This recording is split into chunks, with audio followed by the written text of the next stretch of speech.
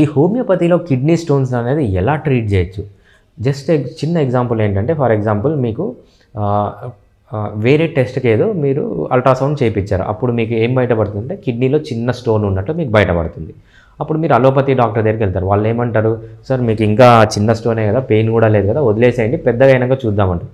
అదేమవుతుంది, కొన్ని రోజుల తర్వాత అది పెద్ద పెరిగి మీకు పెయిన్ వస్తుంది. అప్పుడు వాళ్ళు సర్జరీ చేస్తారు.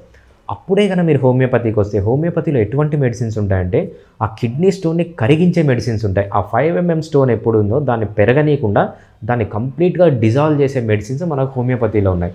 సో మీరు కిడ్నీ స్టోన్ పెద్దగా అయ్యేంత వరకు వెయిట్ చేసి, అది నొప్పి వచ్చేంత వరకు వెయిట్ చేసి దానికి సర్జరీకి వెళ్ళాల్సిన అవసరం లేదు. కిడ్నీ స్టోన్స్ ఉన్నప్పుడే హోమియోపతి డాక్టర్ దగ్గరికి వస్తే సో వాళ్ళు ఆ కిడ్నీ స్టోన్స్ అనేవి కరిగిచ్చేస్తారనమాట.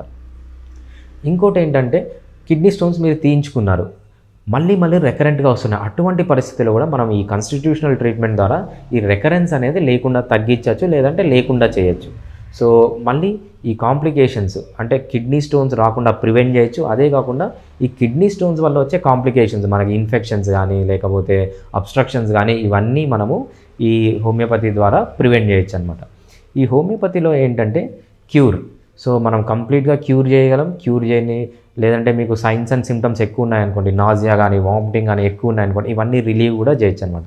మెయిన్గా మనకు హోమియోపతిలో కాన్స్టిట్యూషనల్ ట్రీట్మెంట్ ఉంటుంది. ఈ కాన్స్టిట్యూషనల్ ట్రీట్మెంట్ అంటే సో మీకు ఈ కిడ్నీ స్టోన్స్ అనేవి ఎక్స్టర్నల్ అంటే మీ లైఫ్ స్టైల్ హ్యాబిట్స్ వల్ల వచ్చి ఉండొచ్చు, లేకపోతే మీకు జెనెటిక్గా ఉండొచ్చు. ఏది వచ్చినా మనకి ఈ కాన్స్టిట్యూషనల్ ద్వారా మనము ఫిజియలాజికల్, సైకలాజికల్ క్యారెక్టర్స్ అంటే అక్వైర్డ్ కానీ అంటే మీకు జెనెటిక్గా వచ్చింది కానీ దీన్ని బేస్ చేసుకొని మనం కాన్స్టిట్యూషనల్ డ్రగ్ అనేది ఇస్తాం. అది ఇచ్చినప్పుడు ఉన్న కిడ్నీ స్టోన్స్ పోవడం కానీ, కిడ్నీ స్టోన్స్ మళ్ళీ రాకుండా ఉండడం కానీ ఈ కాన్స్టిట్యూషనల్ ట్రీట్మెంట్ వల్ల జరుగుతుందన్నమాట. అది కాకుండా ఈ హోమియోపతి ట్రీట్మెంట్ ఈ కిడ్నీ స్టోన్స్ అనేది చాలా సేఫ్, అంటే మీకు వితౌట్ సైడ్ ఎఫెక్ట్స్ మనం ట్రీట్ చేయొచ్చు.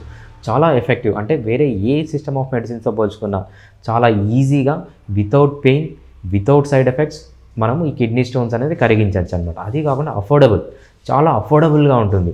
మీరు ఏ సిస్టమ్ ఆఫ్ మెడిసిన్స్తో తీసుకున్నా మీకు హాస్పిటలైజేషన్ ఛార్జెస్ కానీ లేకుండా, మీరు హాస్పిటల్లో అడ్మిట్ కాకుండా, ఒకవేళ అడ్మిట్ అయితే స్టేని తగ్గిస్తూ, సో మీకు చాలా చీప్గా అంటే చాలా అఫోర్డబుల్గా ఈ కిడ్నీ స్టోన్స్ అనేవి ట్రీట్ చేయొచ్చు.